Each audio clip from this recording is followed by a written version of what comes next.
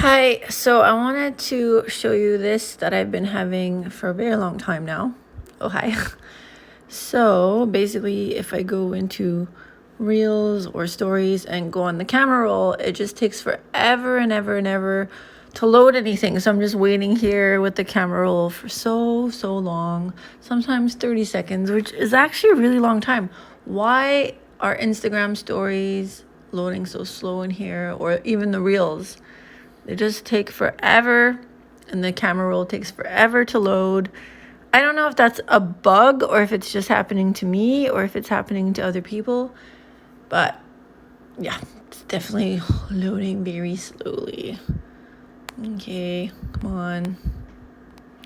I don't know. If I go into Stories, there, and I have some stuff. Now I'll go back into Reels. Still waiting. It just takes forever to load. So yeah, I don't know if that is an issue. Anyways, bye.